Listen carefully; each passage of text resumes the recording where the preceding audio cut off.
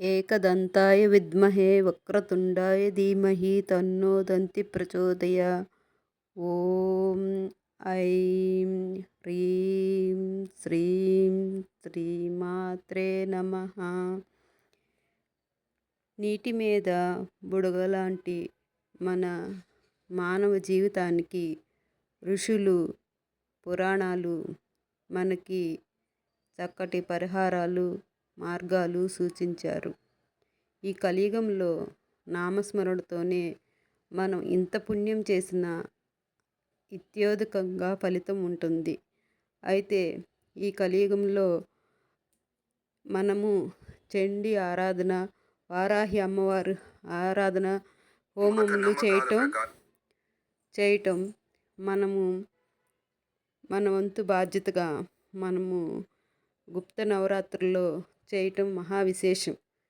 ఈ నెల అనగా జూలై 13, 14, 15 తేదీల్లో పిడుగురాళ్లలోని శివాలయంలో వారాహి అమ్మవారు, ప్రత్యంగిర అమ్మవారు, మానసాదేవి హోమాలు 3 రోజులు అత్యంత వైభవంగా నిర్వహించారు.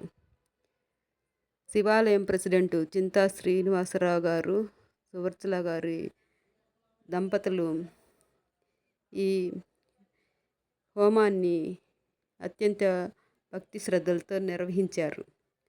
ఈ వారాహి అమ్మవారు గుప్త నవరాత్రుల వల్ల వారాహి అమ్మవారు గురించి తెలియని వాళ్ళు ఎవరూ లేరు.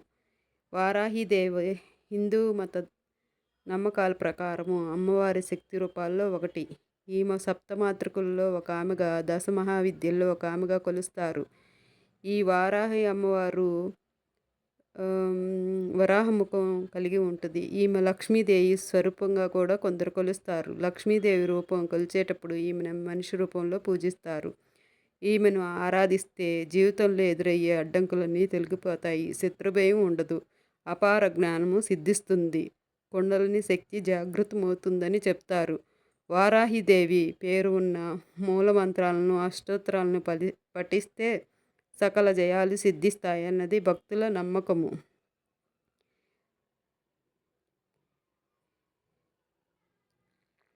అయితే దేవి మహత్యం ప్రకారము రక్తబీజుడని రాక్షసు సంహారం కోసం దుర్గాదేవి తన దేహము నుండి మాతృకులను సృష్టిస్తుంది. అలా పుట్టుకొచ్చిన మాతృకుల్లో రాక్షసుణ్ణి, అతని సేనను సంహరిస్తుంది. శంభుడు దుర్గాదేవి ద్వంద్వ యుద్ధం కోసం రమ్మని సవాలు చేస్తే ఆమె తిరిగి మాతృకులతో తనలో ఇముడ్చుకొని రాక్షసుని సంహరిస్తుంది. వామన పురాణం ప్రకారము మాతృకులు అమ్మవారి రూపమై చండికా నుండి ఉద్భవిస్తారు. వీపు భాగం నుండి వారాహి అమ్మవారు ఉద్భవిస్తారు. ఈమె వాహనము గేదెగా తెలుపబడుతుంది. అయితే రక్తబీజుడి కథలో ఈమె వరాహ రూపంలో శవంపై కూర్చొని ఉండి తన దంతాలతో రాక్షస సంహారం కావిస్తుంది. అలాగే ప్రత్యంగిర అమ్మవారు కూడా సప్తమాతృకుల్లో ఒక అమ్మవారు.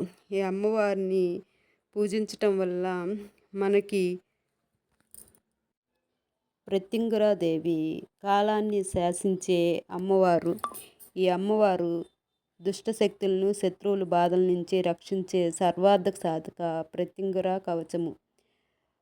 రావణాసురుడు కుమారుడు అయిన ఇంద్రజిత్తు ప్రతిసారి ఆయన యుద్ధానికి వెళ్ళే ముందలు అమ్మవారిని నియమనిష్టలతో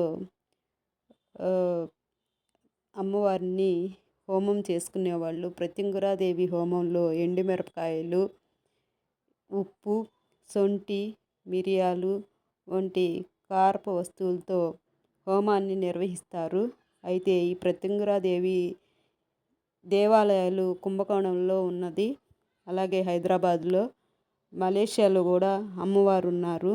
ఈ ప్రత్యంగిర అమ్మవారు ఉగ్ర రూపంలో ఉంటారు. అందువల్ల అమ్మవారికి శాంతిపరచడానికి మనము అమ్మవారికి ఇష్టమైన